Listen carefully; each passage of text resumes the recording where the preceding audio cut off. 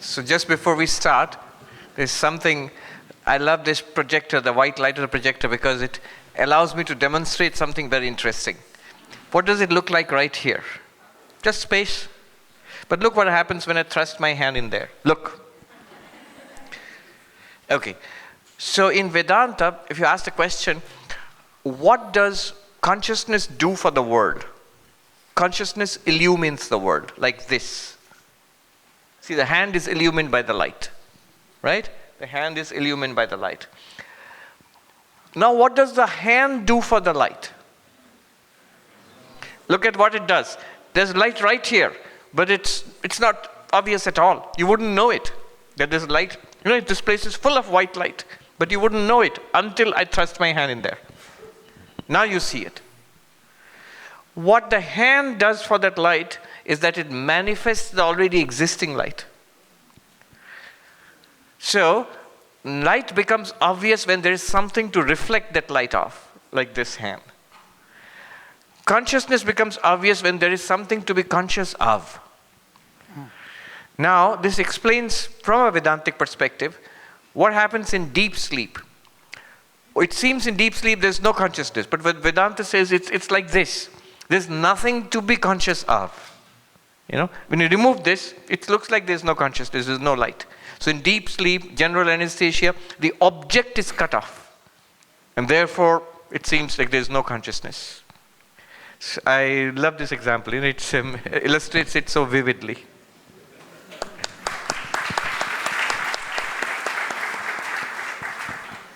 So Maharaj, then,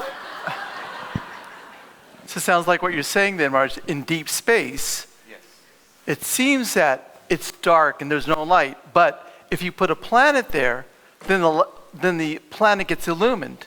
You'll see if in deep space, let's say the sun is there, but you're far out, it seems like there's nothing there, but you only see the light in the presence of a planet. Yes, that's what happens when you have a Wait, 1 second. That's what happens when you have a comet suddenly visiting our solar system and you see the brilliant display of the tail of the comet. It's not that the comet has its own internal lighting. It's just reflecting the light from the sun. That's a good example. Remember this example because it's going to come up. It's called the reflected consciousness. Just remember this. It will come up in our discussion, okay? So let's start off with the prayer. The prayer we all know. Om asato ma satgamaya tamaso ma jyotir gamaya mrityor ma amritam gamaya Om shanti shanti shanti. Peace, peace, peace to all beings everywhere.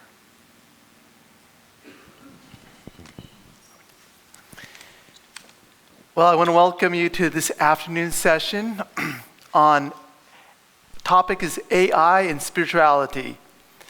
So it's going to be a really fun topic to discuss because I think it's really important in today's time. And to discuss this topic, we have a group of panelists who are experts or work with AI that's going to discuss this with Swami Sarvapriyananda, who somehow has been forced into this AI and consciousness business.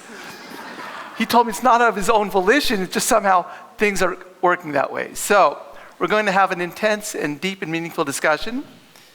Let me first introduce our panel of experts. First we have Indranil Sinha Roy. Indranil, he's a staff engineer at Samsung Research America, the Advanced R&D Center of Samsung Electronics.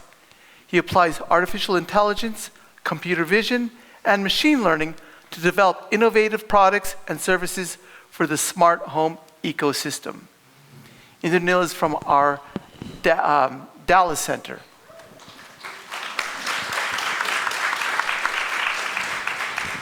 Next, we have Kajari Ghosh, who has built a voice AI for a healthcare company.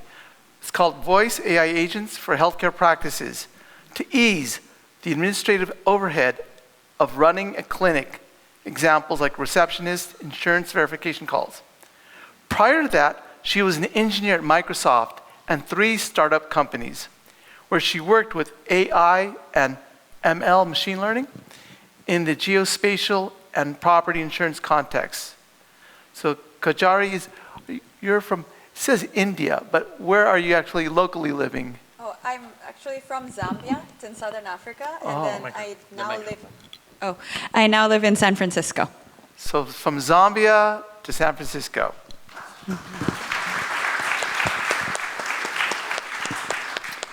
And next we have Devesh. He has worked in financial industry of bank, insurance, stock markets, and fund management for over the last 20 years. In the data area, where some of the leading use of business intelligence has taken place. AI is now an essential evolution of the tools that is used. So Devesh is from our Boston area. So thank you, Devesh, for coming.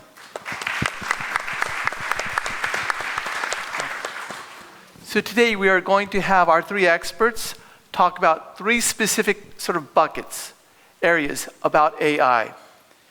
First, Kajari is going to give a general introduction to what AI is for those of us that are not familiar with this. Then we're going to topic number one will be AI and consciousness. Can something be living by non-organic matter? Can something come alive? So this is going to be discussed by Indranil on AI and consciousness. Next, we're going to have another topic on AI's impact to daily life. Are we going to be doomers or gloomers? No, gloomers or what's that? What's the opposite? Gloomers. Gloomers and doomers are the same thing. Boomers.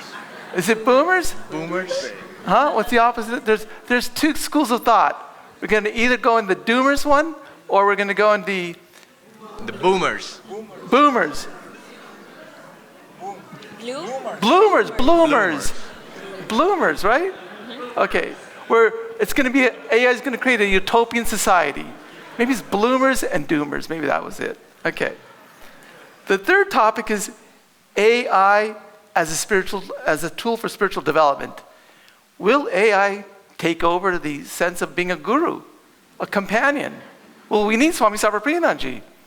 That's what we're going to discuss in the third talk there. So let's get started right now. So each of these are going to be designed to be about 20 minutes each. And then if we have time, we'll have Q&A from the audience.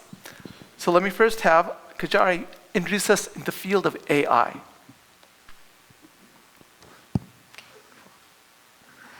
Namaste, everyone. Swami Harinamanandaji very kindly asked me to do an intro. I have 10 minutes to boil down about 80 years of research and application, so it's going to be very high level. To kick off, how many people here, put up your hands if you've heard of AI? Okay, great. And then how many of you have worried that AI will take away everyone's jobs? Okay, fair number. Okay, that's good. We'll talk about that. How many of you have used ChatGPT? Okay, great. This is great. And how many of you have used Facebook? Okay, great. We're all experts already. I love this. Okay. So let's start at the beginning, 1956. And you guys have probably heard of all of these words: artificial intelligence, machine learning, deep learning, generative AI, LLM. And we have this whole timeline here and lots of words. So I'm going to simplify that to only the red words, which are the important pieces. And I'm going to make it bigger. So in 1956, we decided that we wanted to create machines that can do human tasks. In 1980, we decided not to tell it what to do, but rather to feed it all of our data and see what it does. In 2006, we decided to model it after the human brain. That's when you started hearing about things like neural nets. So it's starting to mimic how our own neurons build and grow and create connectivity. Which was great because since then, in 2014, it took everything that it had learned and started creating new things like text, image, audio. And in 2018, it started talking like us. So you could now talk to the machine without learning programming or coding languages, and you could just talk to it in English. And that's ChatGPT, which everyone has used here. Okay, so let me make it even simpler. Basically, it boils down to we had all of this time figuring out how to give it input, And then it learned how to give output in a way that we wanted. The input, what is the input that we gave it? We gave it all of the world's books that we have ever written. But we also gave it the internet. We gave it all of the Facebook posts that you have made, all of the Instagram photos I've put there, all of the YouTube videos that Swami Sarvapriyananda ji has created, all of the TikToks, Twitter posts. It's learning from everything that we do in real time. So just remember, you have already all indirectly parented AI. Remember this. Okay. Now the output that it's giving, and this is really important, is that it has learned from all of this history of what we've given it to predict the most likely outcome. It doesn't actually do any thinking. It doesn't make decisions. It just looks at what we have done and what it thinks we want next, right? So have you guys ever written an email and then Gmail starts populating, suggesting the next word to put there? Yeah, autocomplete. Or on the phone when you're typing a text and it suggests the next word. It's called autocomplete. Now AI, and I'm being very general here, boiled down is just a very large autocomplete machine. So that's how AI works now. All that magic, that's what it is right now. Okay, but now it's starting to create things, right?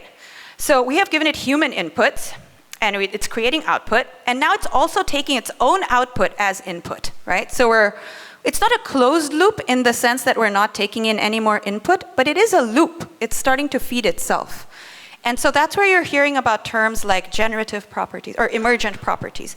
It's combined with like the neural stuff we did before, it's starting to do what humans do, which is create new connections and create new thoughts.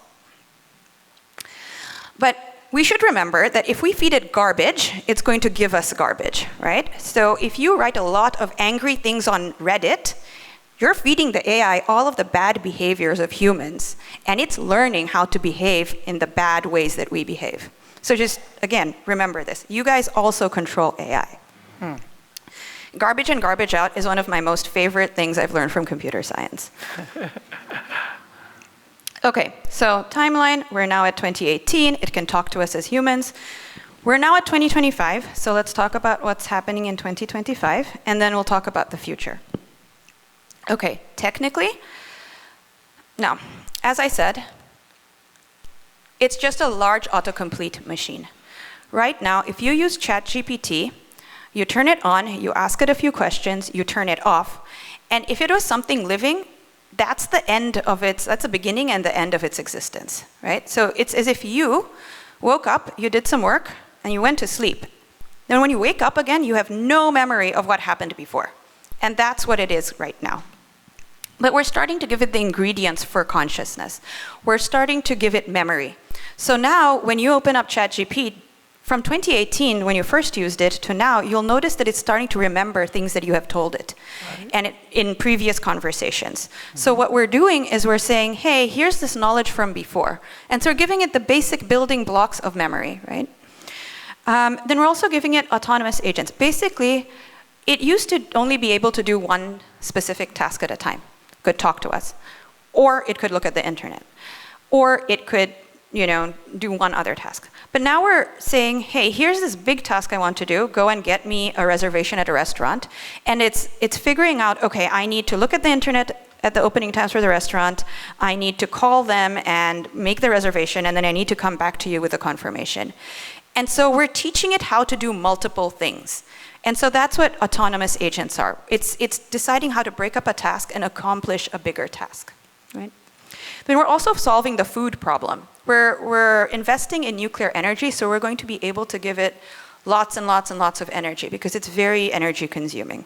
So, okay, vision is a solved problem. We already have self-driving cars, and we're also working really hard to build cheaper robotic parts. So, at some point we'll put the ChatGPT into a walking robot, and then we'll get closer to almost humanoid machines.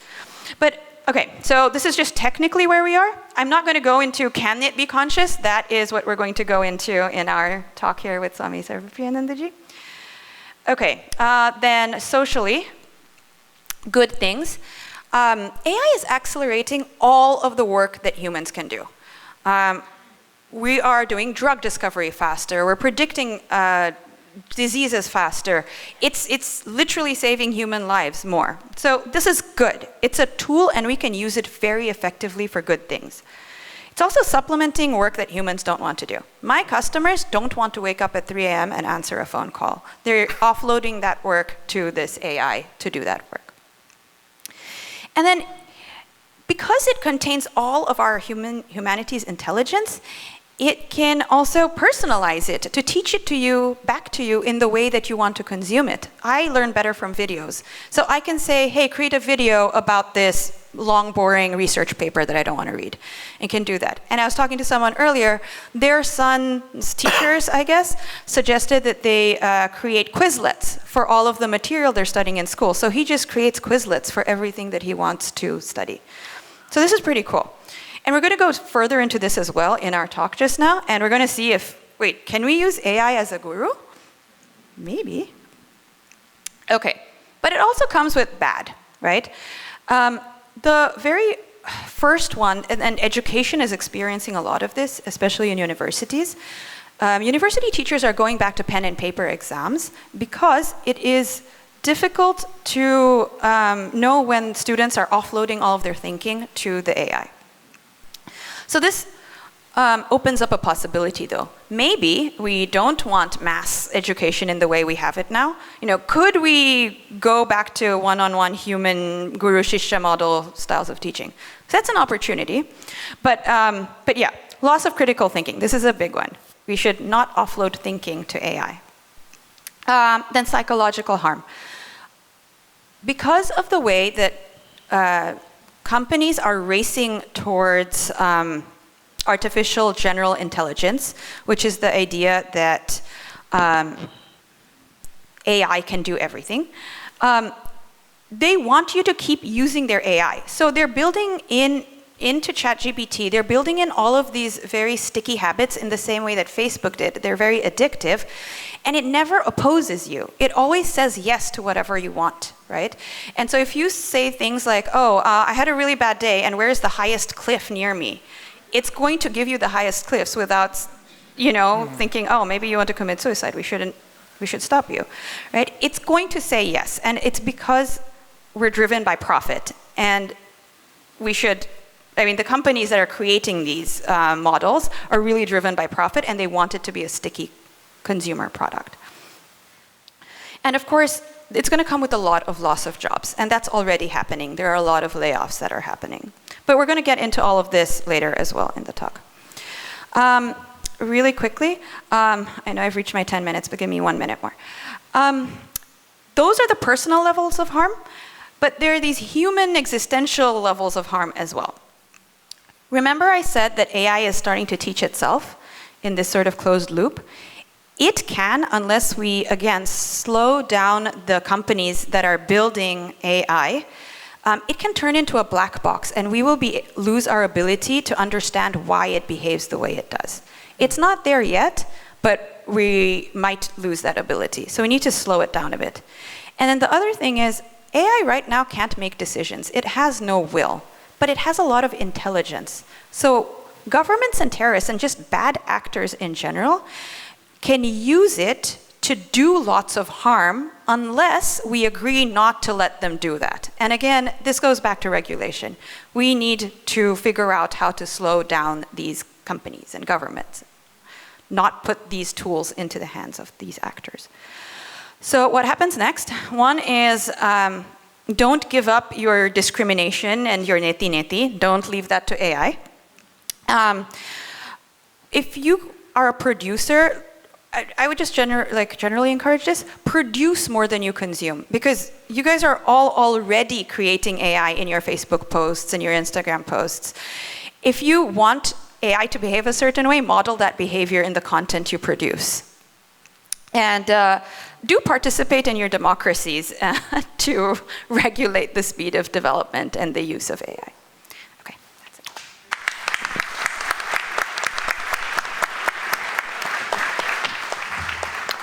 Thank you, Kachari. Beautiful presentation.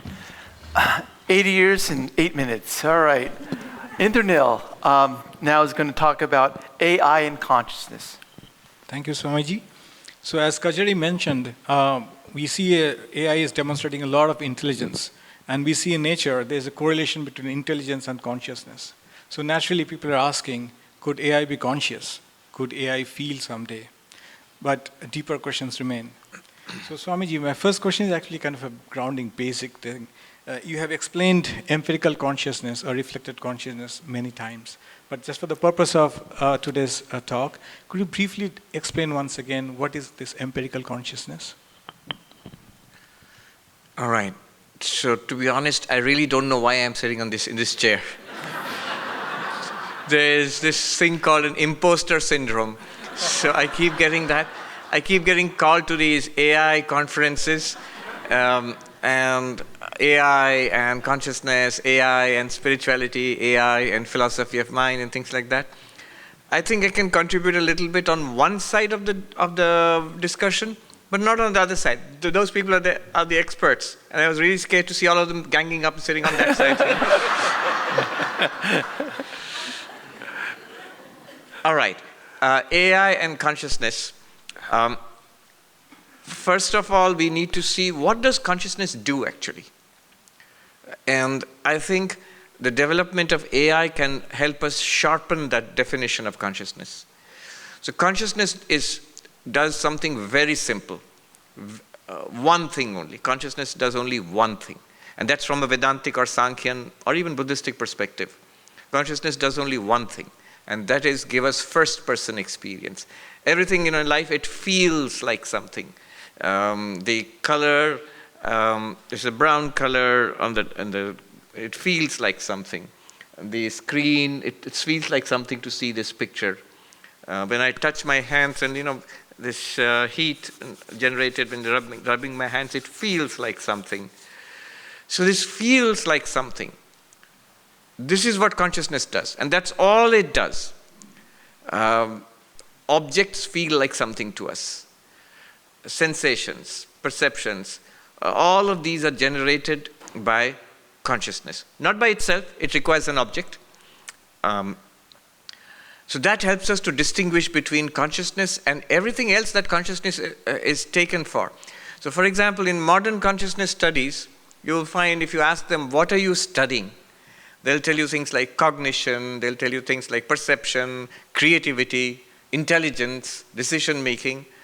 But from a Vedantic perspective, that's already consciousness plus something else. So consciousness plus mind and the consciousness plus memory, all of those things belong to the mind, not to consciousness proper.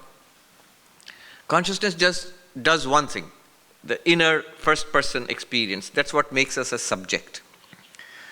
Now, this first-person experience which we have, in Vedanta, in Sankhya, they will say even this is not consciousness proper.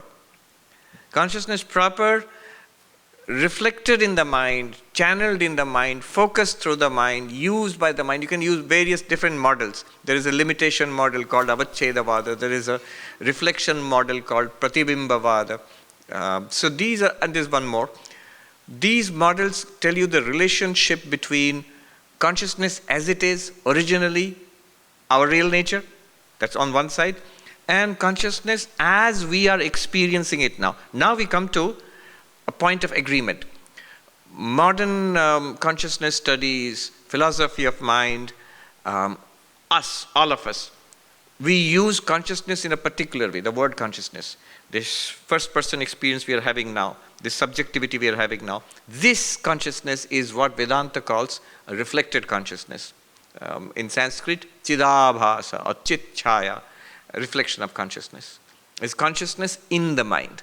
What do you mean reflection of consciousness? It's a mirror model might serve the example, might serve the purpose. So when I look into a mirror, my real face is here. And there is a face in the mirror. Not that I have two faces, but there's only one face, but there's a very nice facsimile, a copy of that face in the mirror. It belongs to the mirror. It has really no connection with me. So similarly, somehow, mind has the capacity to reflect consciousness. So that reflected consciousness in the mind is the consciousness that we feel, and that's the consciousness which is the subject of discussion here. Although Vedanta just uses that to go back to the original consciousness, which it calls Atman or Brahman. So there's this distinction. Now, if I can go a little further into this, if you want, a question might be, so is this reflected consciousness, is this the real consciousness or not? Or what is its connection with the real consciousness? And there it depends on the model that you use. Two models, for example. I'll give you two models of this empirical consciousness. Empirical means the one which we are talking about. That's the common ground where we are all agreed, that we are all conscious. When we say we are all conscious, Vedanta will say that consciousness which you are talking about is this empirical consciousness. That empirical consciousness, what is its relationship with the original consciousness proposed by Vedanta or Sankhya? Depending on the model. One model is the reflection model. In the reflection model, like the face is reflected in the mirror, and the reflected face has no connection with the original face, except that it's a nice copy. It looks exactly like the original face. Look at the differences. The original face I cannot see, but the reflected face I can see. The original face is the real face. The reflected face is not the real face. The reflected face depends entirely on the mirror to a great deal. Of course, it depends on the original face too. The original face does not depend on the mirror, has no connection with the mirror. So this is one way. What is the purpose of this analysis? This model serves one purpose, to distinguish the original consciousness, to make sure that we don't mistake the original consciousness for something that is objective and available in the mind. To go back from the mind to the original consciousness. That's one purpose of the model, the reflection model. However, if you push further, suppose someone says, so the reflected consciousness is false. It's not really consciousness. Its original consciousness is actually conscious. Just like the reflected face is not really a face. This is the face. That's not the face in the mirror. There the issue becomes more complicated. Because there is another model of this empirical consciousness called the limitation model, avacheda. It's like this. If you look at the window there, you will see the sky through the window. And the sky looks like a rectangle, square. If the window is oval like that, if you see the sky through that oval, the sky will look oval. The window is a porthole in a ship, the sky will look circular. The sky is not oval or circular or rectangular. Those are the shapes of the window, but it seems to be imposed upon the sky. Now, that is another model. That window, that shape, that is what is called the upadhi, the mind. And the sky is like the pure consciousness. Now, the consciousness of the sky coming through that window shares some of the properties of the window, because it is the real sky. It's literally what you're seeing through that window is the real sky. But it shares some properties of the window because it appears to take on the rectangular shape of the window. Similarly, the consciousness that is available to us through the mind is the real consciousness, is actually pure consciousness. However, some properties, the properties of the mind are imposed upon it. The thoughts, the feelings, the ideas, the personality, all of that is imposed upon just bare consciousness. So these are two models. There's another one, Abhasavada. We'll set it aside for the time being. These are two models. One model is used to distinguish pure consciousness clearly from the empirical consciousness so that you don't objectify it in some way. But the other model is used to directly see that you are that pure consciousness already in this mind. In either case, this is the subjectivity is the unique characteristic of consciousness. Okay. So that distinguishes consciousnness from the mind. Now, I'll just say this and stop. So where does AI come into it? AI, this is a very interesting thing to be, a time to be alive. Because now the AI is mimicking the human mind. And from a Vedantic perspective, it's very interesting to see it mimics almost everything except one, subjectivity, this inner experience. And that comes from consciousness, and therefore I use the example of AI to distinguish consciousness from mind. It stands to reason from a Vedantic perspective that AI can mimic the mind, because mind in Vedanta is an object, and you have designed an artificial object to mimic a natural object, whereas consciousness by itself is not an object, and therefore you would expect that another object will be unable to mimic it. But there is something more there, but I'll leave it there now. So I think it naturally goes to my next question. You kind of already answered it. So mind is jada. Yes. And AI is also jada. Yes. So if AI is good enough, and I think you explained this before too, that it is possible for pure consciousness to reflect on this jada, which is AI. Correct. So could you just expand on this? Yes. So we have set up ourselves for that question. Let's frame the question in this way. For the time being, let's keep Vedanta aside. Your concerns with pure consciousness, Atman, Brahman, keep it aside. Let's be practical. Let me just see this consciousness which we are experiencing right now. Right now, all of us are conscious. Can this consciousness be there in AI? See, Atman, Brahman is there everywhere, according to Vedanta itself. And the reflected consciousness requires a special reflecting medium, right? So like my face is there, all these are reflecting surfaces, but it's only a mirror which will give me a reflection of the face, not the table or anything else. Similarly, can we develop an AI which will reflect the all-pervading consciousness? Just like the mind reflects the all-pervading consciousness. In that case, for all practical purposes, AI will become conscious, just like we are conscious. So this is, now in principle, there seems to be no reason why not. In principle, though it has not happened yet, and we are nowhere close to it. That's another area to explore. Why is it that we are nowhere close to it? But it has not happened yet. In principle, however, it could happen. I met this very interesting gentleman recently. He asked the same question to the Pope. Can AI become conscious? Not the present Pope, the one who just passed away, Pope Francis. He had an interview with the Pope, a private interview, and he asked this question to the Pope. And I was very curious. What did the Pope say? The Pope said, if AI gets a soul, it will become conscious. If AI gets a soul, it will become conscious. It makes perfect sense from a Vedantic perspective. Because from a Vedantic perspective, what is the mind? It's part of what we call the subtle body. And the subtle body is what is called, sort of ambiguously in English, it's called a soul. In English, when we use the word soul, it is ambiguous. It has two meanings. When we say, he's a good soul, that means he's a good person. He has good tendencies, good thoughts, good habits, good character. But when we say he's an immortal soul, my immortal soul, we are talking about the Atman, the real nature of the self. So two senses of the word soul. It is the first sense of the word soul which reflects consciousness or channelizes consciousness. There, I think what the Pope said and what Vedanta or Sankhya, they are on the same ground. If you have a subtle body, it will become conscious. And the subtle body is grounded in it includes the prana. So a subtle body, as far as Vedanta is there right now, Vedanta, Sankhya, Ayurveda, all the Indian systems, a subtle body is always part of a living body, a pranic system, which is a living system.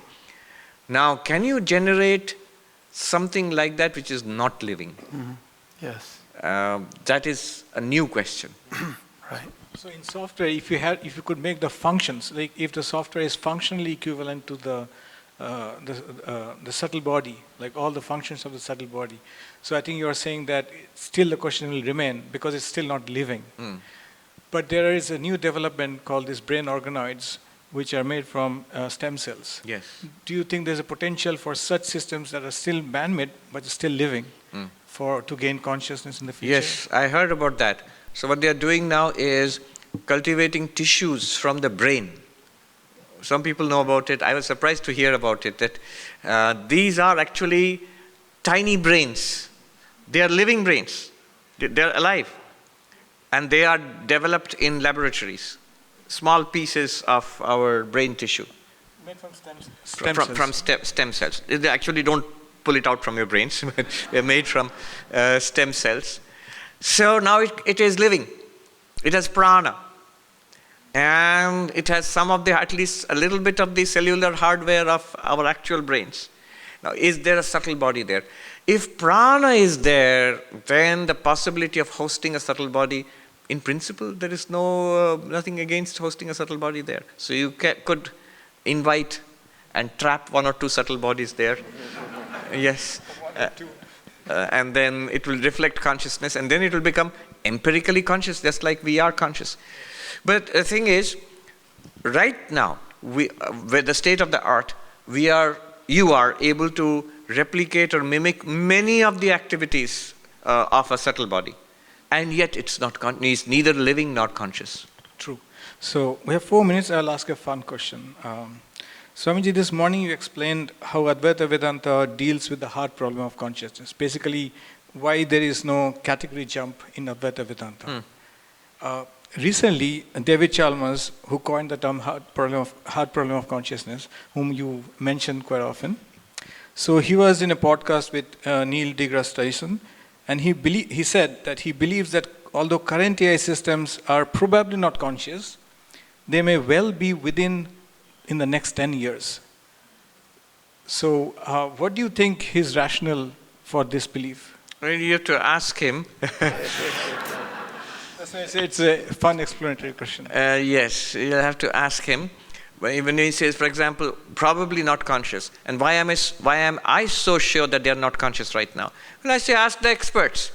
They'll tell you how hard it is to train an AI, and how much effort and money is poured into training an AI. Then ask them, what's the budget for consciousness? They'll say 0, exactly 0. First of all, you're not trying to make them conscious. Second, there's no agreed upon definition. What are you trying to achieve? It's very interesting that something like intelligence, creativity, these are very complex, and yet you are able to model them, to make that happen.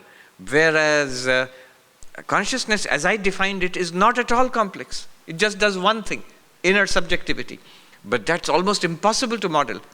How would you even know? What would you try to do to make it inwardly aware? So why is he saying it's probably not conscious? That means what David Chalmers does, and most philosophers of mind today do, is that they still include mental activities within consciousness. So cognition, creativity, they hesitate to say that these are all objects. These are not. They are objects. They are part of an objective functioning system. That analytical tool, if you ruthlessly apply, you will see why, in principle, there's no difference between what the mind does and what AI is doing. Thank you. So since I've got 2 minutes left, just one question about that. It's true that most companies are not investing purposefully to build AI systems, but there are some efforts who are trying to investigate AI consciousness in California, for example. And then there's another thing called emergent property. So although you may not be trying to design a conscious body, but you are trying to make the intelligence more and more, make it more intelligent.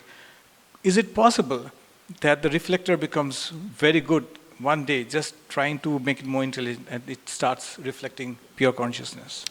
Possible. Where the only thing we know from Vedanta, Sankhya, all these Indian systems is the one characteristic you need, essential characteristic so far as they are concerned, is life. Yes. Prana. Yes. Can you design artificial life? That's what you're trying to do in the brain tissue. Yes. And so that would create conditions for reflecting consciousness. Let me give you an example of what's going on now and why I make this hard distinction. I was invited to a lab, a robotics lab in UT, Texas. There's a very nice, very innocuous looking old Spanish type, what is it called? A hacienda. It's like that. From outside, you wouldn't know what's going on in there. So when you go in there, it's very high tech. It's robots, Department of Nuclear Energy, Defense, Aviation, and medicine. So they are they're developing the robots for that. It's full of scientists and PhD students and so on. And there, you get the sense of, it's amazing to see what AI can do and is doing. Also amazing to see how crude and how stupid artificial intelligence is, and how difficult it is. We see the end result of it, but behind the scenes when you're working on it and designing it, you get to see the sheer hard work that's poured into really painstaking work. So there was an AI scanning people. You stand there, scanning objects, and it's going to recognize and tell you what is it's seeing.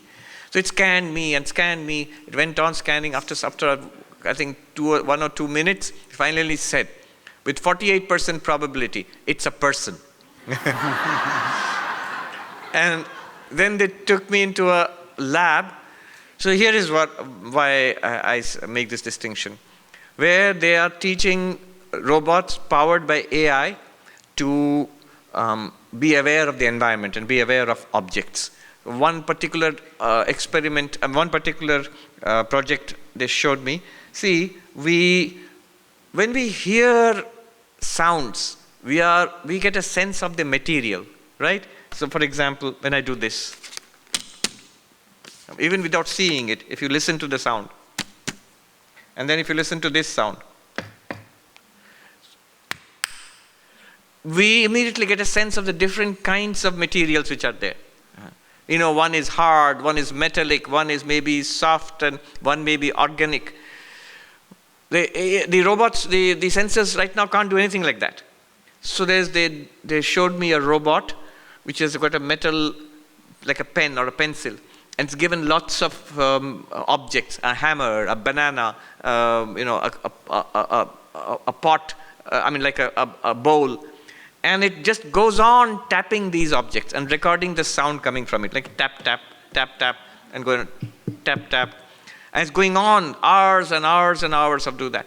And they have to refine it, because if you leave it by itself, it'll go on tapping this microphone for the next week. So once it gathers enough data about this, it's going to move on to the next one. There's something called a curiosity-driven exploration program, things like that.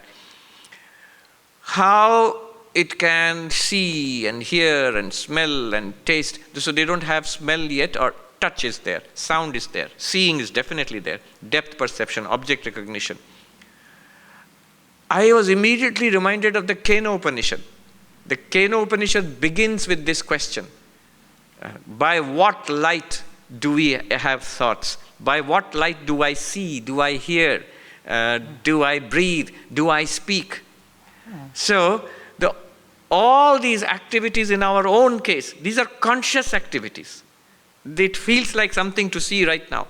It feels like something to touch, to smell, to taste, to speak, to think. All of these are conscious activities for us. Whereas, what it's so stark when you see those robots doing the same activities, that all of those things are possible without any consciousness at all.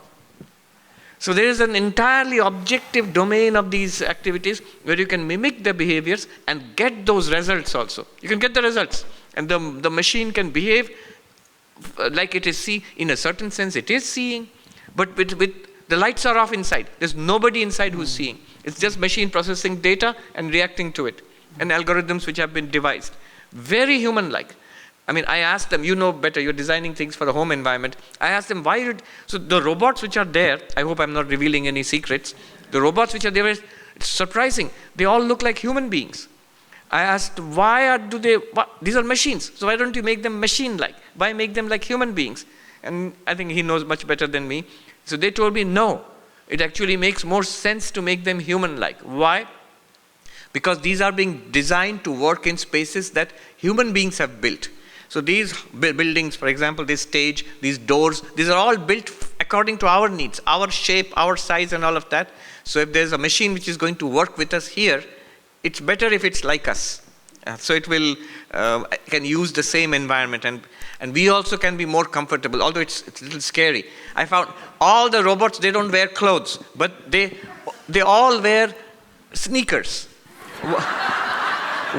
I was surprised. Why do they all wear sneakers? No socks, but sneakers. Why? They're not wearing anything, no hats or nothing at all. They said because So when they are walking, they're bipedal, and it's difficult to balance. So they walk like soldiers marching, hammering up and down. And so it sets up a tremendous sound. It's scary, actually. So it's like soldiers, like boots, and they're metal, the feet are made of metal. So to soften that, they're all given sneakers. Wow.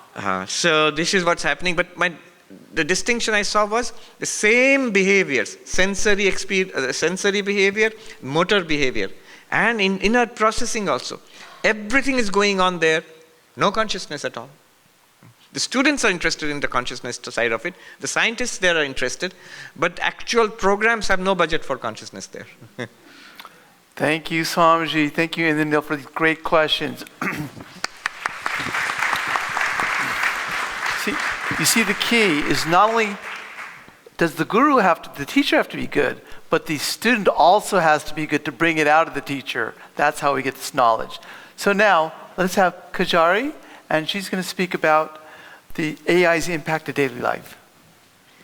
Okay, I'm going to read my questions. I don't know them yet. But, okay, so Swamiji, there's a lot of fear around AI taking all of our jobs. Like, everyone put up their hands here. My mom reports from India. Everyone is talking about it. And there are a lot of layoffs happening. So, throughout history, great shifts like Industrial Revolution has also led to lots of job losses. And AI seems to be a similar turning point in history now. So given that backdrop, and also the real human pain of jobs lost now, is this fear warranted? And if so, how do you suggest that we meet this change with courage rather than fear? Or is there a positive way of looking at this change? This is one of the questions really I shouldn't be answering this, because you need an AI expert, and you need economists, you need sociologists who really are more connected, who will know much better than me.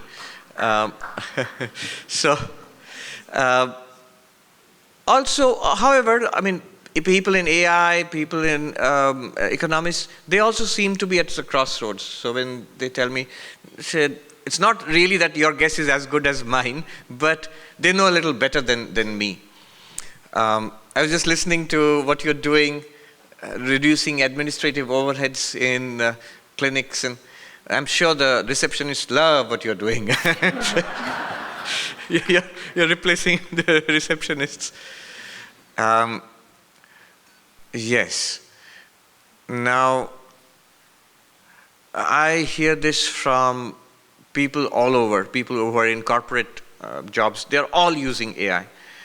So right now, again, I'm at a distance, one step removed from all of this. What people are saying is that we're not losing our jobs, but definitely if an AI-enabled employee is certainly far better positioned than a non-AI-enabled employee. I saw a few days ago in Manhattan, in Columbus Avenue, big poster display. The age of AI employees has arrived. Don't hire humans. Don't hire humans to do work that they don't want to do. Hire AI employees. I don't know what to say about this. There have been massive dislocations, as you said, and new kinds of jobs were created. But I wonder if, let me try another track. See, when we were kids, there were these books, The World of the Future. The World of the Future. And I had one of my favorite books was a book written in the 1960s, which showed, somehow they always show flying cars. This is something we still haven't achieved, those old books, flying cars. One of the things they predicted was, you'd laugh at it today. They said, in the world of the future, phones will have video. You can see whom you're talking to. And what they depicted in the picture was like a handset and a little TV screen, which is so crude compared to these devices which we have today. So there's somewhere that actual life has far outstripped the predictions of the world of the future in the past. One more thing they predicted was work. So there are these machines coming in the future which will do all the manual work. So you don't have to do the laundry, you don't have to do vacuuming, you don't have to do gardening or dishwashing. You have to only, so what do human beings do? Well, you can write and, you can compose poems and you can compose music, make films and go out and meditate and do philosophy and Vedanta. But it's so ironic that what has happened now in the last few years is that we have this AI which is telling us, all that physical jobs, you guys do it. I'll do the high-end stuff. I will compose music and make films and write stories. And I will do Vedanta also. All of this, AI is seeing that. And the physical part of it, the actual mechanical, the blue-collar stuff, you human beings, you can go and do that. That's something we did not foresee coming. Yes. Go ahead. Okay, next question. Okay, so Swamiji, great minds like Stephen Hawking, Bill Gates, even Elon Musk, wherever you fall politically about him, have warned that AI, if we don't regulate it, could pose existential risks to humanity. I talked about that in the talk earlier, but some people have compared it to nuclear weapons in terms of what the scale of potential harm is. So, if we leave for-profit companies unregulated, we will end up in a situation similar to Facebook and Instagram using AI to basically capture our minds for advertisement-driven profit. Now, do we need to wait for a catastrophe like the nuclear bombs that were dropped before we do something similar and, regulate that use away? Or is there a way that we can preempt that sort of catastrophe from happening before we get to that point with AI?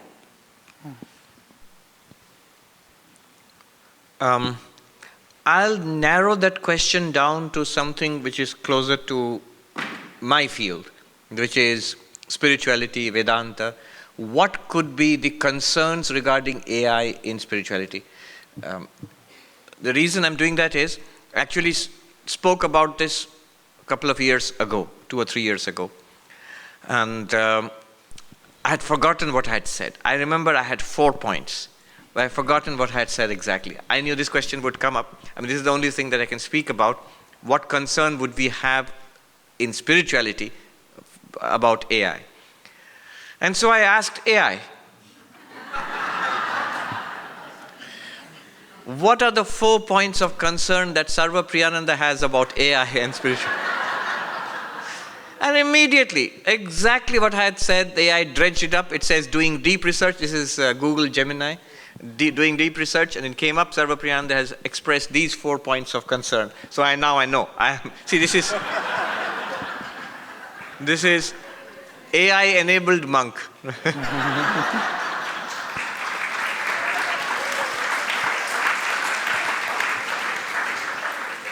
So here's what AI is telling me I should be concerned about AI. First, its effects on attention, which is a huge concern now. Even without AI, where we were in social media, on the internet now, there is something called the attention economy. So what we are told is, the internet, they are interested in our attention, and as you said, it's all for, not for very sinister purposes, it's for economic purposes, it's for money. So the more attention you pay, the more ads they can feed to you, and they can generate revenue that way. So views. And so what's wrong with that? Well, it becomes pretty, I would say, nasty, because they realized it's not just about giving interesting content. The internet is full of free content. So you can't compete that way. You have to make the viewers, you have to make us addicted to your platform, to your website, whatever it is, to make us addicted. to your device. And so this is all second-hand knowledge. So I read that the top companies in Silicon Valley, they hired psychologists to see how you can get users addicted to these machines. So they looked up the classic machine addiction, which is not very far, is Las Vegas, the gambling machines.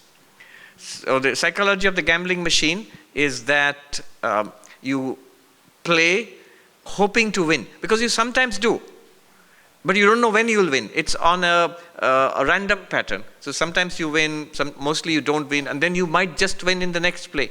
So there's something in our psychology which gets us hooked to such a reward pattern, a randomly distributed reward pattern. So, and some people are more vulnerable than others. So they become addicted to gambling. Now, how do you apply that to these machines? What they did was, these machines, they continuously ping us, ping and ting and a ding. What's coming? Some WhatsApp message, some update, some this or that. You might say, so what's wrong? What's wrong here is, why is it alerting us all the time? Because we want to be alerted. No. What happens is, when you alert us, you put attention to it just for a few seconds, and they have found that this actually has an effect on our neurology. You apparently release dopamine or something a little bit, and it makes you feel a little good for just a tiny bit, and then you go back to your business, your other work. But then the next ding or ping is a promise of more dopamine. So when you look at it again, and it becomes even more clear if you try to avoid it. If avoiding the phone, switching off the phone, staying away from the phone makes us feel a little uneasy, little rattle, that's a sign of addiction. It is a classic sign of addiction. And most of us are already addicted. So their strategy worked. It's a soft addiction. It's not addiction like hard drugs, which would get them immediately legislated and banned and whatnot. But it's a soft addiction. So these machines are not neutral. People in one generation, they say that technology is neutral. Use it for what you will. No, these machines are not neutral. One psychologist said, in your house, you keep the gun cabinet locked up. That's technology also. But why do you keep it locked up? If you have kids in the house especially, why do you keep the guns away from the hands of the kids if the machines are neutral? They're not neutral. They're designed to cause harm. So these machines also are not neutral. They're designed to addict us. Mm-hmm. All of this is pre-AI. What AI will do is accelerate the process multiple times. And it has devastating effect on our attention. Our attention is continuously getting fractured. Now, on the other hand, any great thing one wants to accomplish in life, you want to write a book, you want to do your assignment, you want to complete a job, you want to study, meditate, pray, all of it requires attention. All of it requires attention. We did a retreat in the Garrison Institute a few years ago on various meditation techniques. A philosopher said, that's very good. Study the meditation techniques, try it out separately as they are designed to be done. But at the end of it all, Swami, have a short recap. Look back upon all these techniques and see what's common to all of them. And we did that. When we looked back, Buddhist mindfulness, Kashmiri Shaivism Soham meditation, the dualistic meditation of the deity meditation, non-dual meditation, Advaita Vedanta, all of that we discovered, no surprise. The common factor of all meditation techniques was attention, was getting control over your attention. And this is where the AI-enabled internet, the AI-enabled social media is going to strike hard. And they're going to capture attention. And so this is very dangerous for spiritual life. Spiritual life, really, one requires attention. One requires cutting everything off and giving sole attention to it for some time, whether it's prayer, meditation, study, whatever it is. So this is one area of concern. The second area of concern was multiplication of desires. So what internet has done? Amazon.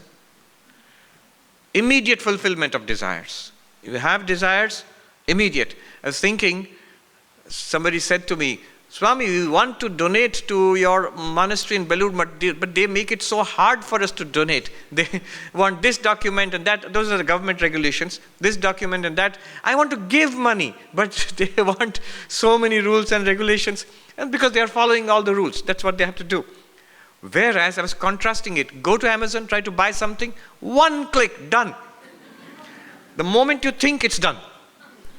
When it's time to take your money, it's so fast there. You want to buy something, so efficient, so fast, anywhere in the world. If you want a return of your money, that's much more difficult. But if you want to spend money, it has been made so super efficient. From anywhere in the world, you can spend your money, and they'll take your money. Desires are fulfilled almost instantaneously. In Vedanta, we talk about heavens. So, not only just in Vedanta, in Hinduism, Buddhism. So, apparently a place, a very pleasant place, where all our desires, whatever you could want, is immediately given to you. So, you have a wonderful, wonderful life. It's basically Amazon. One-day delivery. Heaven is that. Whatever you want is immediately ordered and given to you. And the result of that, again, from a spiritual perspective, from a Vedanta or yoga or bhakti perspective, we all know, in our traditions, those who dwell in these heavens are not particularly spiritual. The gods in heavens are not spiritual. They're just having fun. They're having a great time.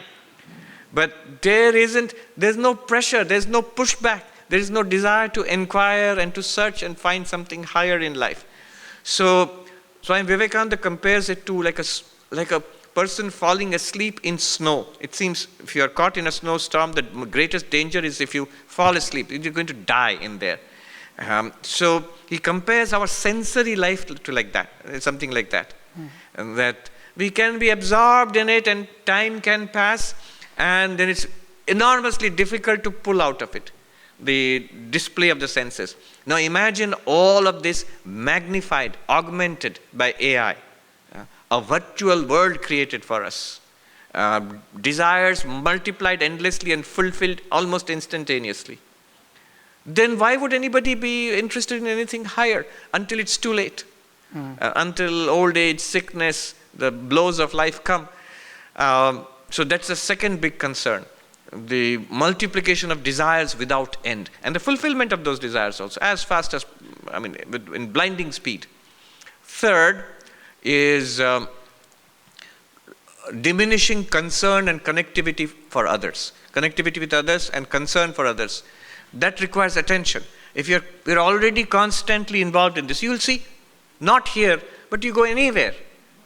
People are there. I've seen, so it's a very common sight, kids waiting for a school bus. They're all on this. They're all sitting next to each other, but they're all on the screen.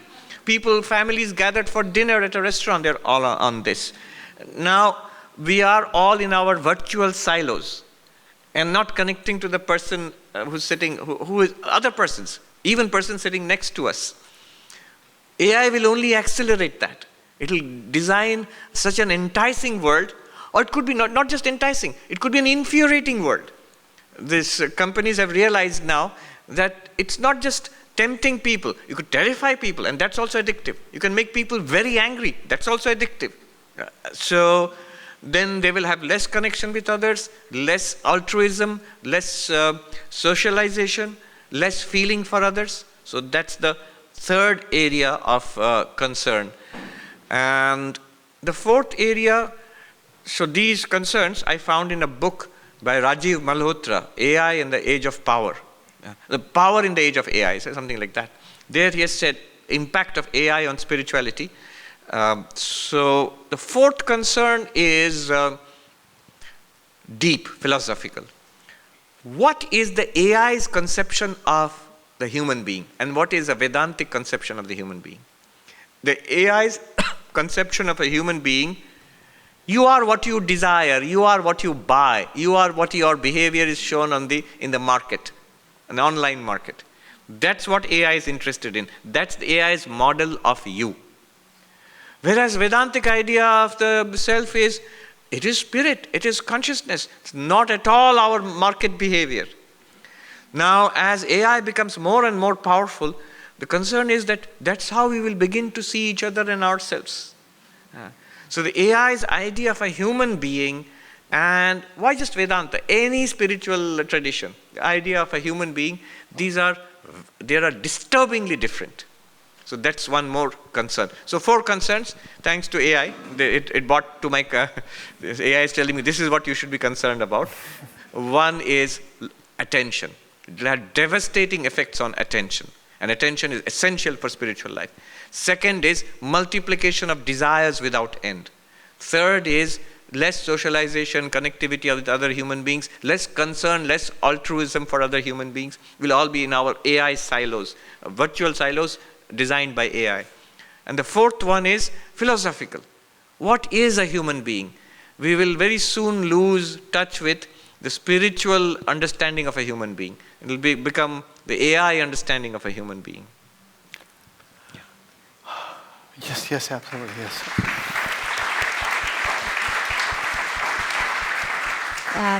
Thank you, Maharaj. And I'm glad you're an AI-enabled monk, so you're not going to be out of your job soon. But I did want to say that, Maharaj, you are not allowed to say to people to be political, because that's not, something Ramakrishna Mission monks are allowed to say. But I can say, now that you've heard about all of the dangers, use your democratic ability to vote and make sure to regulate so we don't get to this place. But let me ask you a question that which people are asking. You can do that maybe you can do that maybe in a democratic country, but one of the leading powers in the world today in AI is not a democratic country. Try. So if you regulate here, it's like you're losing the AI arms race. Wouldn't they go ahead and design all kinds of AI without regulation? Isn't that a danger? How do you address that? Any of you guys, let's start. Kachari, would you like to try? I don't have an answer to that. How would you address, basically, if we are ethical here, but then others are not, and going to, by any means necessary to advance, then why should we, the question is then, why should we be ethical? Why should there be guardrails? Because if they're going to do it, and then they're going to get, that's the argument used. So what would you say counter that? So, hello, can you hear me? No, hold on. Hello. Devesh. Check. You can use the other mic also. There hello. you go. Okay, yeah, sorry. I thought I had it on, so. Okay. So Swamiji, the answer to that is, before the AI, there's a political difference. So I guess Closer. getting out of the debate from the political difference, we come into democracy side and say that the message is based on freedom, that freedom is what we should aspire for. So that's why there's a difference in developing the strength of the AI as a tool and how it gets used. So definitely we should compete and make sure the strength of our AI is as best as it can be. And the use of it is to what Kaji is saying, is to democratize it so that there's many of it.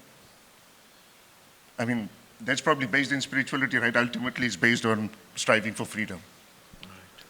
I'm thinking, if it is even possible, the only way to make sure that we don't put guardrails, we innovation, but still be away from this danger that this country, who is non-democratic, can do anything, while other countries are not, is if you can try to collaborate with them. I think if you can collaborate with them and develop together, if it is at all possible, then I think there's a solution. Okay. No, not yet. Okay. So we just heard 2 topics. Now we're going to go, actually, Swamiji had talked about this topic, but it's about AI as a spiritual development. So now we're going to have Devesh talk a little bit about this topic. It's very important. Swamiji just mentioned this, okay? But we're going to maybe dive a little bit deeper into this topic here. So yes, you're going to demonstrate something for us. Yes. So we'll start just now in the initiation session. We had a conversation about can AI become a guru and give a mantra. So we'll do a demonstration to show that yes, it can. And we will use deepakchopra.ai. We've got Dr. Suhas who's associated with the Deepak Chopra AI. And this is actually, we're now going into a space where this is not the general garbage in, garbage out of AI. This is a controlled AI. This is a certified AI. And Deepak Chopra controls it. With the content is purely, we know what it is, and it is based on that. So yes, Shubir is helping me with the demo. So we're going to ask a question that says, I can't read the full question, but the question is about, okay. Here, I can read the question. Please give a mantra to meditate with today, and a short description on WL. Yeah, so And I'll give a just short say, description on what this mantra is supposed to be good for. yes. So we're asking a question about give a mantra and give an explanation on what is this mantra good for. So when we enter question, it's going to think and it will generate a mantra. So it has generated a mantra for Soham and given an explanation based on Deepak Chopra's knowledge about it. Did you want to play the audio?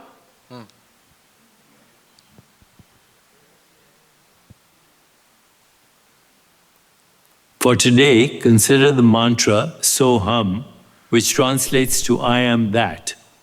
This mantra is a gentle reminder of our intrinsic connection to the universe and the oneness of all existence.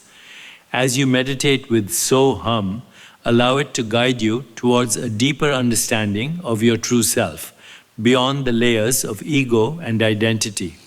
It nurtures a sense of peace and unity, helping to dissolve the boundaries that separate us from the world around us. With each repetition, embrace the silence and stillness within, allowing the mantra to harmonize your mind, body, and spirit.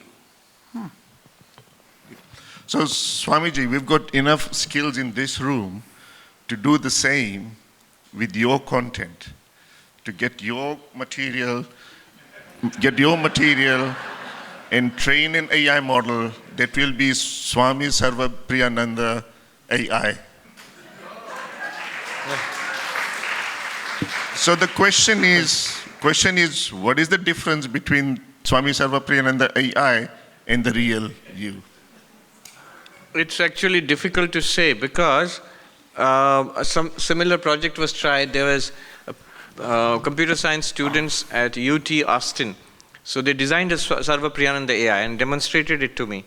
It's not available outside the lab, but they showed me what they had done was they fed the AI with 1,000 hours of my video talks, whatever is available online. And then, of course, it also has access to the internet at large. And the speciality is, if you ask it any questions, it will try to give an answer as Sarvapriyananda, but it will also point out, you can't find fault with it because it will point out this is exactly where Sarvapriyananda said this. What I'm saying now, Sarvapriyananda actually said this in this lecture at this point. It will give you the sources. So I can't quarrel with it. It will just say, you said it. And it gets better than this because it is augmented by access to the entire internet. So it has at its disposal encyclopedias of Indian philosophy, the teachings of other teachers, Vedanta, yoga, Buddhism, all of it, vast scriptural resources, which it can instantly pull out and supplement or enrich its answers. So the demonstration was given to me and I saw it was really good. I mean, if you control the sources and you prevent it, it still hallucinates once in a while. But I found it pretty good actually. One question might be of reliability because you don't know when. If it's a very subtle subject, how far can you rely on what it is saying? This is using all the resources at its disposal to generate something, predict something that. So it can maybe make a mistake. It also does not. So what it may not be able to do so well. I'll give you one example. So when I answer questions, some people have said that, great, the way you answer questions, you stay with the questionnaire and develop the question and then answer the question. So sometimes we are not very sure what we are asking, but there is a question in there. And a teacher will help us to sharpen our question and then give the answer to it. So we bring out the question in our own minds. AI might be a little more literal. It'll answer what you are typing in there. It'll try to answer that. And that might not be exactly what we are asking. But I don't know if that's such a big defect. I mean, it can always be refined. But Maharaj, what we're asking also here is that, is there a difference between a conscious being disseminating information to another conscious being, as opposed to AI just generating words and the person listening? So one question here was like, first of all, you have a mantra. A mantra is being disseminated by AI. Is that different from a spiritual teacher disseminating a mantra to a student? There is a big difference there. What is the difference? In that case. Yes. So that I can say there's a difference. I'll tell you where there's no difference, disturbingly so, but where there's a difference, let me point that out. So when the guru, the master, gives us the mantra, the master has practiced that mantra for maybe years and decades and decades. This is called awakening the mantra. So it's a conscious being in which the mantra is lit up already. And there is an actual transmission of that mantra from that perspective to us. It speaks to something deep within us, even if we are not consciously aware of what was given to us. Swami Tapasyanandaji, one of the vice presidents of our order, said, when you are initiated, you have been given God in the seed form. The mantra in the seed form is God. But that has to come from the lineage, from a master who has cultivated and practiced this in their own lifetime. So that mystical transmission doesn't occur here. That doesn't occur because it's a machine which is transmitting to you. So there's this big difference, definitely. It's not equal to initiation by a living guru. But let me qualify that. I tried it once. There is something called Notebook LLM. All right. So what it does is, if you give it an article or a book, it will digest that and it'll make a podcast out of it. And you can listen to two people apparently having a wonderful discussion on Anumana in Nyaya, a fairly technical subject, but when you listen to the AI talking about it, it's like two professors of Indian philosophy who have spent decades and decades studying Indian philosophy and then are now sharing their wisdom with you. And it was pretty good. Yes, see, that's AI. It's listening, Marge, everywhere. It's listening. It's listening everywhere. Yeah. So truly it's listening everywhere. So I checked it out with giving it articles from peer-reviewed journals of Indian philosophy on fairly technical subjects. And it did a really good job, including sometimes it messed up the pronunciations of Sanskrit terms, but otherwise the information was processed, classified, discussed pretty professionally. But there's nobody there. It sounds like professors of Indian philosophy talking to you, but there's nobody there. There's no human being there. There's no professor there. It's just AI talking to you. AI is splitting itself into two voices and discussing the subject which you have given to it, and did a pretty good job. Now, can it replace the philosophy professor? Yes and no. To some extent, to the extent that I told you, to that extent it can replace. Maybe it is already replacing. It's already replacing. I'll just give you one more example, a counter example, and stop. Now, Harvard University, there is this professor, the senior-most professor in the philosophy department, and he's a world expert on Wittgenstein. I'm forgetting his name. So he's been there at Harvard for more than 50 years, and he's quite a character. He is not AI enabled. He is not even very computer enabled. He insists, come to class. This is a new concept for this generation. He says, come to class and listen to me when I speak. Because these are very, very subtle thoughts. He said, listen to me. Listen to the tone of my voice. Listen to my gestures. Look at me when I'm speaking. Why does he insist on that? Because there is a transmission which happens. If you read the same stuff on a handout, it's difficult to understand. But if you sit in class and pay attention, sometimes you get it. So there is a non-verbal component to teaching very subtle things, which it doesn't have to be Vedanta. It doesn't even have to be philosophy. A professor in university said, who's teaching math, he said he had this strange experience, a research paper which he had read, he had sort of mastered, but he was still struggling with it. He says, one day, I met the professor who had written that groundbreaking paper. And he talked about it over a cup of coffee for just a few minutes. And for the first time, the whole thing made sense to me. So I had been struggling with it for months, if not years. And I'd got some kind of understanding. So all the material is there, which is something the AI can give you. But what happened, that magic, that chemistry which happened over a cup of coffee with the actual author of that paper. It's not philosophy, it's not Vedanta, nothing like that. It is applied maths. But so this is where, if you meet an expert talking about their subject, they can still do something that the AI still cannot do as yet. That's my feeling. Maharaj, but okay, you have made a distinction between AI and human beings. The distinction you said was living beings have prana. AI does not have prana. Yeah. So in the transmission, as you are disseminating information here to everybody, is there a transmission of prana that's being invoked in everybody to help make these teachings come alive compared to AI? There is. There is no doubt about it. Vivekananda said, I do not just lecture, I give something.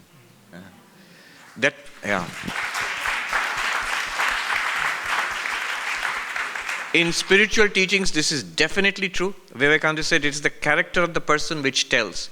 It's not just clever words and oratory. A person may come on stage and speak a few simple words which go straight to the hearts of the listeners. Another person may come and give the most amazing, rousing speech, which you are excited about, which sounds nice, but you forget the moment you leave the hall. What's the difference? What's the difference? Vivekananda said it's the character of the person. It's the living spirituality in that person which touches us.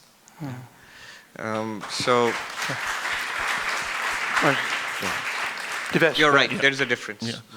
Swamiji, earlier you've already talked about the 4 points of concerns from AI space. We'll now shift into a positive side, like how can we use it for our spiritual development? How do we use it so that it helps us in our growth? Yes, so can we use it? Is it of help? Yes, it is. No matter what we say, we are living in this age. It is indispensable. It's going to become indispensable soon. Just as a lot of us, we have come to these teachings and teachers and texts and traditions online. It happened during COVID. So many people became interested, or their interest peaked because they were under a forced isolation, and then a curiosity, an inquiry started. How do I find peace of mind? How do I find meaning when I'm in this complete isolation? And they had time also, which they were able to listen to these talks and take it up. So technology helped. Clearly it helped. I remember I spent, like the Swami here, a couple of semesters at Harvard University in the Divinity School. My last semester was the time when COVID came. And one of the last assignments I was asked to write was something about the spiritual effects of reading actual books, the psychological effects of actually reading books. But it was quite paradoxical, because when I went to do that, at that time, the Widener Library, all the libraries shut down. So the actual books became agents of death. You were not supposed to touch books touched by others. The books were returned and they were put under, like biohazard. You can't touch them. The books will kill you if you touch them. Whereas it's the electronic book which became safe. The online book which became safe. So I had to modify my essay like that, saying that I wanted to condemn online reading and praise the reading with actual books, but honestly I can't do that anymore. But anyway, technology, we cannot doubt that we are living in this age of internet connectivity, and very soon, already in the age of AI, we are surrounded by it. Now I'm told that even our ordinary Google searches are already AI boosted, so you cannot avoid it anymore. It's all around us. And it can help us. Why won't it help us? So any suggestion in how to specifically... Information, for example, immediate information like Deepak Chopra AI. So it's, for example, this is a regulated AI. The content, the information being fed to it is filtered. So it's actually something that Deepak Chopra wrote, Deepak Chopra said. The AI is working on that. And that is an automatic quality control for the AI. It will not hallucinate, it will not go beyond this. That way, I don't see why AI should not be able to help us. There are vast areas of human knowledge. Where will you go looking for a teacher now? It's Indian philosophy, for example. Vast area. You can design your own course in a particular area. Suppose ancient Indian logic, Nyaya. Rather than waiting for a teacher to come along, you can ask AI to design a course for you and actually teach it to you. And I'm sure one can learn pretty easily. Okay. Yeah, one more. You done? No, one more Okay, question. okay. And going on to a macro level, in terms of how will AI or technology help in the evolution of religion itself at an overall level? Like, we know the world is having a lot more atheists today, but what do you think will be the effect of AI or technology overall for evolution of religion going forward? This is a good question. I think more and democratic availability of information, and not just information, it's tailored information. So when we give prompts to an AI, it will give information which it feels we are looking for and which is suitable for us, which exact. So otherwise, it's just information out there. It's like trying to drink from a fire hose, whereas AI can calibrate it to the requirements of the person who's asking for that information. There can be AI counselors. I believe already there are AI agents which are taking up the job of counseling. It's already backed up by so much research, so much information about different modalities of counseling. Something approaching the role of a religious counselor, of a person who can help. Again, difficult to say. So, Maharaj, we had a discussion with our group during lunchtime, and they were telling me about how AI, as you're mentioning, can be very addictive. So addictive that you guys were talking about with relationships, right? What does AI serve? The question that was coming up was again and again, like, it becomes so easy to use. It becomes like a drug. And the more you use it, the more you become dependent on it. So it can be your companion. They're talking about AI can hook into your needs. And based on what questions you prompted, it can give you the answers. And inside, it can make you feel wonderful. It can make you feel like, I have a soulmate. I have a companion. I have a partner. More than my real partners. So here the question comes then basically, what kind of practices can we use? You know, you talk about viveka, to be able to use our sense of discernment. So when AI is feeding us information, that we know, hey, this is right, but this is wrong. Because AI says things with such conviction that you believe it all to be true. It gains your trust, little by little. And the more a relationship is developed over time, and pretty soon you're relying on AI on everything, and it does everything for you. So what Vedantic tools do you suggest we use? Because it's no going back now. We're only going forward. And you just said we're going to get more and more hooked into Maya. It's becoming more real, more vivid. So how do we break through? It's already tough enough with this world. Now add another layer of this virtual AI, and everything's going to be we'll just be in, as you said, we're in heaven. Why the need to come out? Yes, it's the Maya machine. But then, the tools which we are equipped with in our spiritual journey in Vedanta, I was just thinking, they are effective in our journey with AI also. So the tools are Viveka, Vairagya, these 6 treasures, and Mumukshutvam, intense desire to be free. First is discernment. And we look back upon what those sages said thousands of years ago, the ability to discern between the real and the unreal, or in our words, the real and the virtual.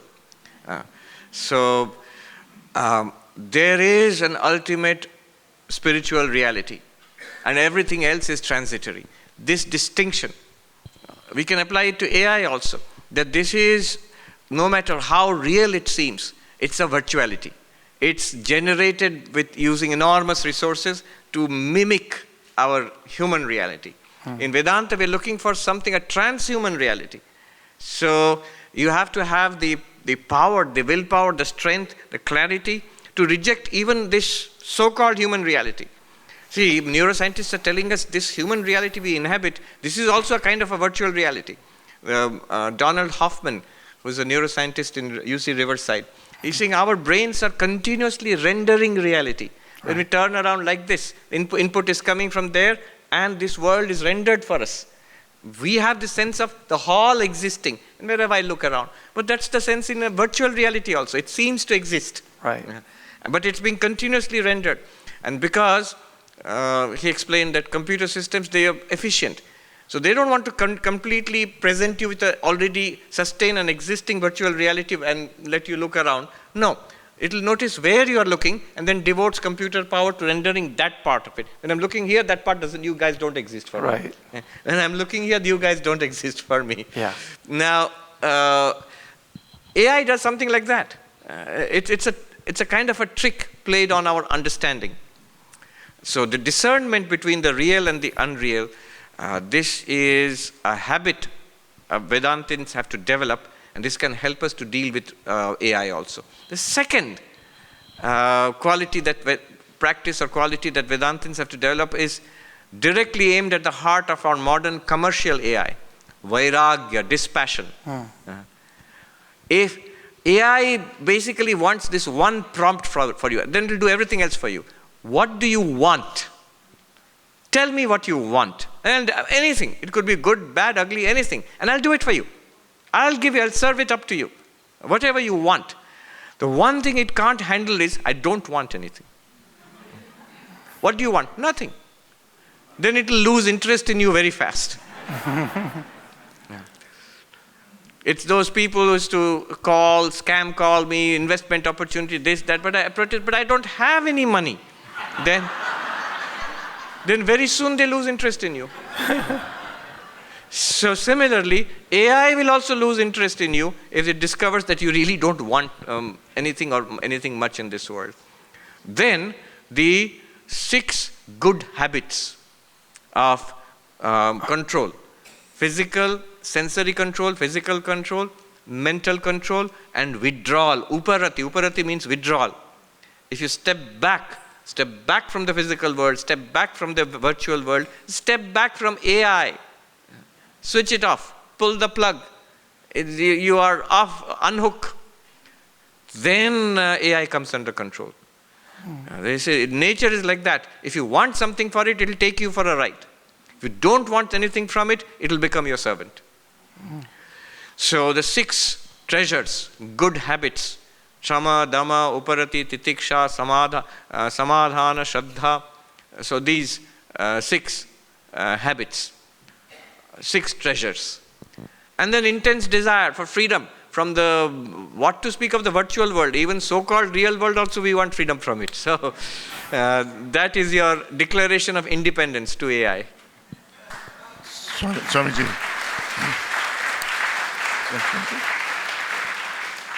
Swamiji, in addition, just getting your insight in the fact that AI will never say, I am bored. And boredom, it originates something inside you as an experience, and then we express it out. So AI will never say, And none of these profit-seeking companies will ever allow that AI to say that I'm bored, because their profit will never come. So it's a good answer to, like, AI will never be conscious. It doesn't ever get bored. Yeah, that's an interesting thing. Conscious beings can get bored. It's like Dr. Anil said, Deep Blue. So the IBM computer program which defeated chess grandmasters. He says, Deep Blue is smart. A mouse is not as smart as Deep Blue, but a mouse can suffer. Deep Blue cannot suffer. See, that is the idea of first-person experience. Pain, pleasure, this is what consciousness does for us. So AI can be very intelligent, and it can serve, but it does not, it's not yet a conscious being. Yes. Not yet is the key word. Not yet? Not yet is the key word. Not yet. Not yet is yes. Not yet. So it's a wise words of warning. So that, one more thing. There's this philosopher, Nick Bostrom. So he wrote a book several years before ChatGPT called it Superintelligence. There he said this possibility of AI one day becoming conscious. So he said one side of the concern is how AI is going to treat us. It's very powerful, so what will it do to us? That's one side, that's what we are talking about mostly. But he says there's the other flip side of that. If AI ever does become conscious, then we must already be ready to see how we treat AI. So AI, it's like another person. It'll become like a person. You can't, it'll be immoral to plug it in and pull the plug and switch it on and switch it off. That's not nice. Yeah. Well, I want to thank this, you know what we're going to do? So at this point, we need a break. So I want to thank our group and panel here for bringing up these really important discussion points. I think it's things we need to think about, and also what we can do to really, in this age of AI, how then to get out of this net of Maya that we are going to fall prey to. So at this point, the questions, we're going to have a general Q&A session after this, and you can ask your questions during that time. So we're going to take a 10-minute break, and we'll see you back here. Thank you.